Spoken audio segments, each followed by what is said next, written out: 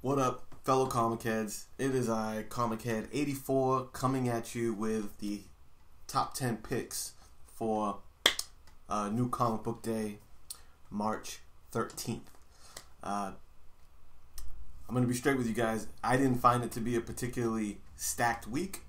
I struggled a little bit to flesh out a whole top 10, and I got 5 books on my pass list this week. So, without further ado, there are some gems, some hopeful books in there. But I'm going to give you the scoop as I see it. And without further ado, let's get to it.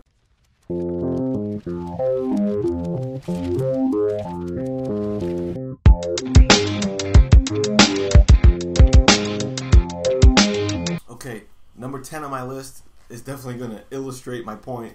But I'm going with number 10, Go-Go Power Rangers number 18. I think this is a 1 in 25 variant. Now, I am not a reader of any Power Rangers titles, but I did recently pick one up because they're in the middle of doing movie poster swipes, and I love it. I love when DC did it, and it looks like they're doing it. And this is the Three Ninjas cover swipe, which, hey man, who didn't love some Three Ninjas 90s action? If you're in my age group, that was one of my jam movies growing up. So, number 10, it's the Go-Go Power Rangers number 18, Three Ninjas cover swipe. Coming in at number 9 is a second printing of Die number 3. If I was you guys, I would be keeping an eye on these second print, third print of the Die comics. Not so much for collectability. I mean, I don't know anything about how values on that stuff works, but they're just fire. They're doing a really good job of putting new, unique covers and not just changing color schemes. Because if I'm not mistaken, I don't think that this cover was one of the A or B options when number 3 came out. Correct me if I'm wrong, but I really liked it. I'm pretty sure if you guys read the issue, I think this is a cover referencing the soldier in the foxhole in that issue, which was my favorite moment from that comic. So we got our homie, the soldier, making a cover appearance on this number 3 issue, second printing. I think it looks tremendous, and I think I'm probably going to pick this one up. At my number 8 spot is Freeze, number 4. This is a really solid Image title. I think it's a really good read. I've been happy with it. I wasn't sure how it was going to play out after reading the first couple issues, because it's one of those high concept titles, much like Why the Last Man, where it could go either way depending on what they do with the premise. You know, hey, he's the last man on Earth, surrounded by a bunch of women. That could be really hokey. Same thing with this. You know, he can unfreeze people, and what are the implications of that? But they've done a good job with playing out that concept. I'm having a good time with it, and I think it's worthwhile to pick up. And it's only at issue 4, so you can still jump on now. Number 7, Old Man Quill. Old Man Quill number 3. I think you can't go wrong if you're reading this title. It looks like it's going into an interesting place. My only experience with this Wasteland's Old Man Logan universe is Old Man Hawkeye. So I'm not fully up to speed on this world, but I'm liking what I'm seeing so far. And when you tell me Doom, Dr. Doom, is like the president of the world or of this area, I'm in. Sounds like a good time. Can't go wrong. Number 6, staying on the Image train, Prodigy. Prodigy number 4, another title that I think is a worthwhile read. This character's dynamic. I think they're hopefully going to make a good series out of it. Hey, Prodigy number 4 is my number 6. Which brings us to the midway point of the list, the pass list. Now, sometimes I'm a sucker for the hot chick B covers.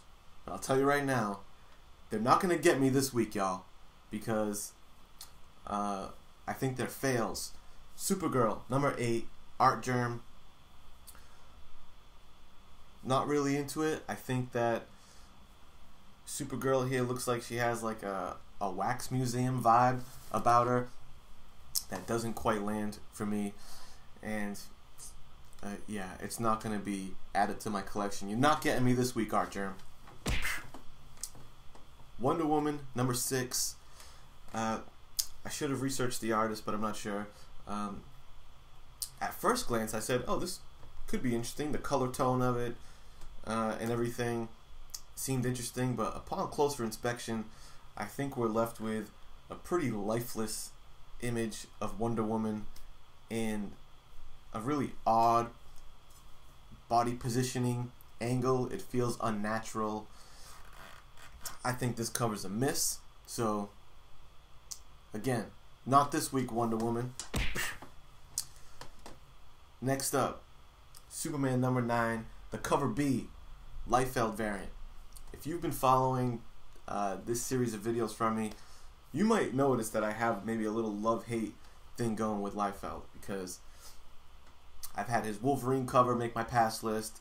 His first Superman B cover made my top pick list, more kind of because of the novelty of it. I thought it was interesting to see Liefeld jumping into DC and doing someone as iconic as Superman. I thought it was interesting, but man, it looks like maybe they're going to make a trend out of it, and the one was enough. The novelty is out of my system. I don't want to see Liefeld Superman covers anymore, especially when they're dropping like this. You know, again, I've made I've made the comparison that sometimes a Rob Liefeld cover can look like a high school kid, something he banged out in math class on his, in his notebook. It's not particularly well executed, not very dynamic, very static pose. Now, especially considering the Action Comics variants we've been getting, let's get some more of that on the main Superman title. Pass! My next pass, I was a little torn on. It's Spawn Kills Everyone. Issue number, I'm not sure. 3 maybe. It's the last one in the series, I believe. And it's doing a lot of swiping. At first I might be getting a kick out of this, because there's like 4 different kind of swipe references happening with the Spider-Man cover. I think the second appearance of Venom issue is clearly the main swipe here. You got Clown swiping Thanos in like a Thanos outfit. He's got the Watchmen button over here, and just the Spawn Kills Everyone is already a concept swipe on like Deadpool Kills Marvel Universe or Punisher Kills Marvel Universe. I'm not sure which one came first, but it's just too much swiping for my taste. It's not cute. Come up with some more original ideas, McFarlane. So that one, I ended up going with it being on my pass list. My fifth one, on the pass list is, and I saw this on the preview list. It's Uncanny X-Men Winter's End. I saw it on the preview list for this week, and I'm unclear if this is a new title, a new series or mini-series that they're launching or not. If so, it's what it appears to be. Correct me if I'm wrong, guys. If so, that's crazy. Because we have so many X-Men titles right now, and this one seems to be going backwards in time, dealing with that world prior to the Age of X-Men. So I hesitate to even put this out on the list, because I might be wrong. I must be wrong, right? They're not going backwards in putting out another title related to that original X-Men storyline, right? I don't know. Alright, let's get back to the good stuff, because the top 5 is pretty decent. Amazing Spider-Man number 17 is the official beginning to the Hunted Kraven storyline. Kraven, aka my favorite Spider-Man villain. I'm in for it. I haven't read a Spider-Man title in a really long time, and I'm gonna give this one a shot. You get a killer Kraven trophy room cover that I think is probably worth the price of admission, and hopefully the story is as well. Batman Who Laughs, Grim Knight, #1, made the list. As a Batman fan, I am not big on the Batman Who Laughs. Not quite doing it for me, but I am kind of intrigued by the Grim Knight character. You know, a version of Bruce Wayne Batman that is just super pro-gun and has totally got Gotham City under control. And I've heard him talked about in series, but I'm hoping that this just follows him in his world. And this isn't a Grim Knight series taking place in the Batman Who Laughs world, where our Bruce Wayne is in there and in the whole nine. I'm hoping that this is just Grim Knight in his version of reality, doing what he does. I'm interested in that. I'm a fan of Snyder.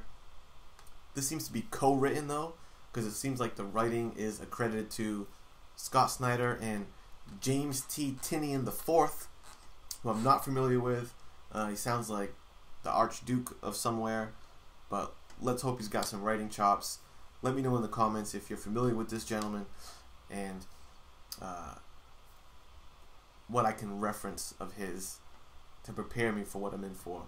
With Grim Knight, #1. Top three time. Coming in at #3, Wolverine, The Long Night, #3. This is a cover pick for me. I'm not sure, since it's #3 in the series, you know, I'm not familiar with what this story has been laying out thus far. I know there seems to be a little bit of saturation in Wolverine titles, but this cover, y'all. This cover makes me think of Origin 2, the old Origin 2 series by Adam Kubert, which I very much liked, where, you know, the story takes place back in the days where feral Wolverine was being raised by wolves before he went into civilization and, you know, did the whole Wolverine thing, raised by wolves, and it culminates into an epic battle with this giant polar bear. So it just made me think of that. This cover is amazing. I love the layout of it. I love like the camera angle that we're getting. Wolverine versus giant bear. I'm in. And I'm probably going to pick this one up. #2. Yes, they are getting me for at least one Hot Art German Woman cover this week. Catwoman #2. You got to do it, man. Well, I got to do it. It's a tremendous cover. It's not your basic model pose that is often done. You're getting a cool theme to it of her rappelling down from a rope, doing her thief thing. You know, looks like she's actively breaking into a museum or something to pull a heist. So that part is dope, and the art is just executed flawlessly. This is a really hot cover. Now, speaking of hot covers, my '1 pick, Marvel's Annotated, the classic Alex Ross smash hit of the early 90s, right? 90s? Early 2000s? Is coming back. It's been back. Annotated series. In this #2 issue, they're giving you Virgin variant Alex Ross covers, which there aren't that many of out there. And this has always been my favorite cover of the Marvel's series. Old school, classic X-Men costume, Angel, gracefully, epically, flying away, saving a little mutant girl, surrounded by the haters. Beautiful. This is a straight up work of art. I was very happy to see this in Virgin variant form, and I am surely going to be adding this to the collection. Keep an eye out for it. A really beautiful piece of art. Okay, y'all. That's it. I know I didn't have a bunch of scorching fire picks for you guys, but if nothing else, I'm going to keep it real with you and be honest with what I'm looking forward to and what I'm not. Do you guys agree with the list? What do you think? Thanks for hanging out. That's it for me. Peace.